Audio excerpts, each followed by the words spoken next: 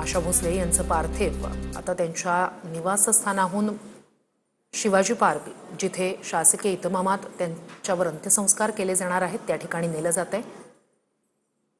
सकाळपासूनच या ठिकाणी पार्थिव अंत्यदर्शनासाठी ठेवण्यात आलेलं होतं। सर्वसामान्य असतील, बॉलिवूडमधले अनेक सेलिब्रिटी असतील आणि नेते मंडळी असतील, या सगळ्यांनीच आशा भोसले यांचं अंतिम दर्शन घेतलं। सकाळीही पोलिसांकडून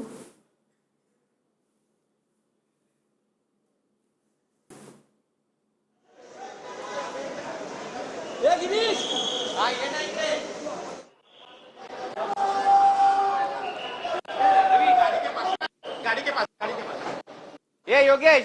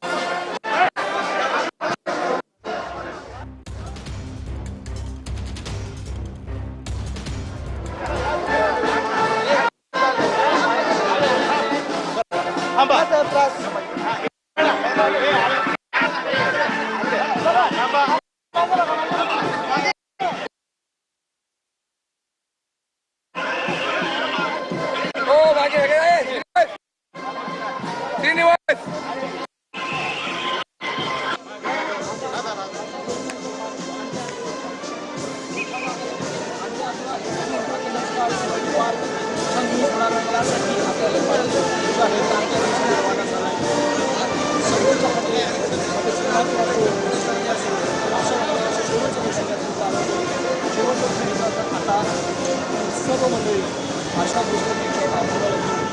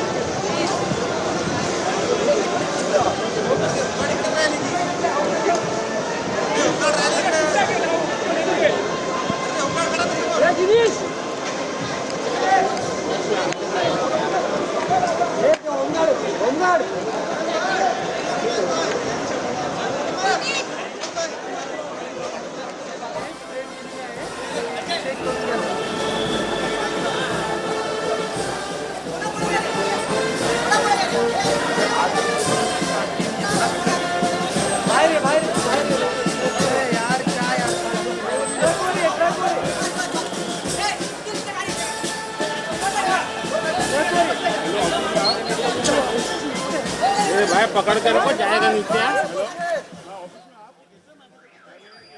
आशा भोसले यांचं पार्थिव आता त्यांच्या निवासस्थानाहून शिवाजी पार्क येथे नेलं जाणार आहे जिथे त्यांच्यावर शासकीय इतमामात अंत्यसंस्कार केले जाणार आहेत। आपले प्रतिनिधी गिरीश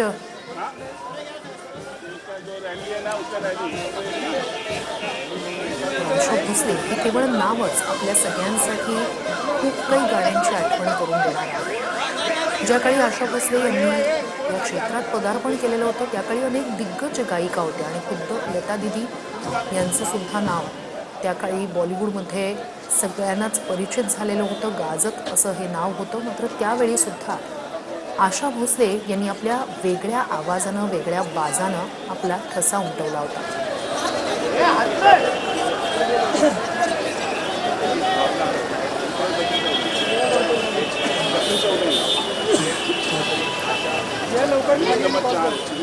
आशा भोसले यांचं पार्थिव थोड्याच वेळात आता शिवाजी पार्क या ठिकाणी दाखल होईल। तिथेच त्यांच्यावर शासकीय इतमामात अंत्यसंस्कार केले जाणार आहेत। मुख्यमंत्री आणि दोन्ही उपमुख्यमंत्री यावेळी तिथे उपस्थित असणार आहेत। बॉलिवूडमधल्या अनेक सेलिब्रिटींनी त्यांचं अंतिम दर्शन घेतलंय।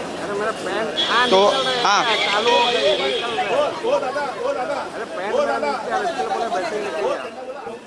प्रतिनिधी गिरीश गायकवाड आपल्यासोबत जोडले गेलेले आहेत. गिरीश, आशा भोसले यांचं पार्थिव आता शिवाजी पार्क या ठिकाणी नेलं जात आहे.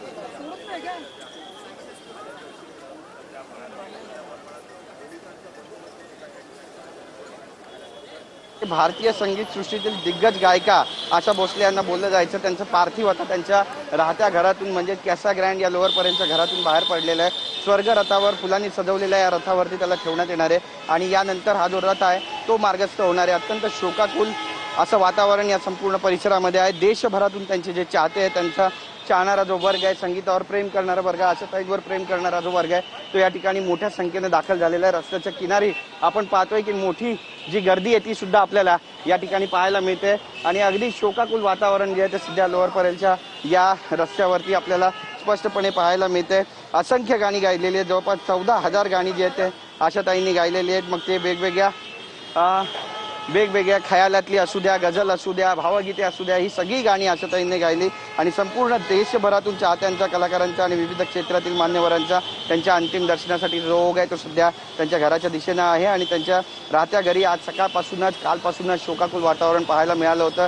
जशी ही बातमी मिळाली, अनेक संगीतप्रेमींना या बातमीनं धक्का बसला आणि अश्रुपूर्ण निरोप आता आशाताईंना दिला जातोय. राज्य सरकारच्या वतीनं त्यांना शासकीय सन्मानानं हा अखेरचा निरोप दिला जातोय. कडक पोलीस बंदोबस्त या संपूर्ण परिसरामध्ये ठेवण्यात आलेला आहे.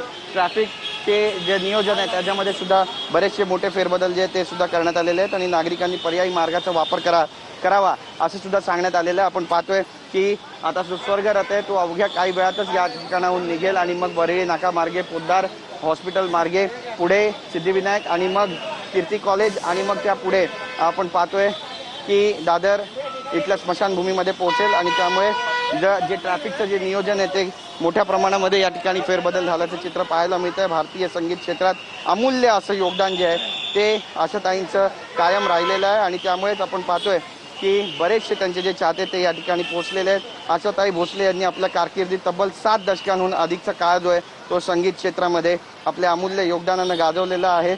मग ते हिंदी गाणी असू द्या, मराठी असू द्या, बंगाली असू द्या, गुजराती असू द्या, अनेक भारतीय आणि परदेशी गाण्यांमध्ये भाषांमध्ये त्यांनी हजारो गाणी जी आहेत ती गायलेली आहे आणि संगीत क्षेत्रामध्ये लता मंगेशकर यांच्या सावलीतून स्वतःची एक वेगळी ओळख जी आहे ती सुद्धा या ठिकाणी आशाताईंनी निर्माण केली आणि त्यांनी पॉप असू द्या, गझल असू द्या, शास्त्रीय संगीत असू द्या किंवा मग भावगीत, भक्ती गीत असू द्या किंवा कॅबरे अशा या विविध प्रकरणाच्या गाण्यांमध्ये आपली जी एक वेगळी छाप आहे ती सुद्धा या ठिकाणी उमटवल्याचं आपल्याला स्पष्टपणे पाहायला मिळालं. त्यामुळे त्यांची जी गाणी आहेत ती अजरामर आहेत. आपण पाहतोय बघा, बरेचसे नेते पदाधिकारी आहेत जे या ठिकाणी रस्त्यावर उतरलेले आहेत. हातामध्ये त्यांच्या फुल आहेत, गुलाबांच्या ज्या फुलांच्या पाकळ्या आहेत त्या आशाताईंवरती त्याची उधळण केली जाते. एक भला मोठा ट्रक जो तो सुद्धा प्रसार माध्यमांसाठी या ठिकाणी ठेवलेला आहे आणि हा जो रथ आपण पाहतोय स्वर्ग रथ तो सुद्धा आता त्यांच्या घरातून पेनिन्सुलाच्या दिशेनं आता पुढे निघताना आपल्याला स्पष्टपणे पाहायला मिळतंय. बरेचसे लोक आहेत, महिला असू द्या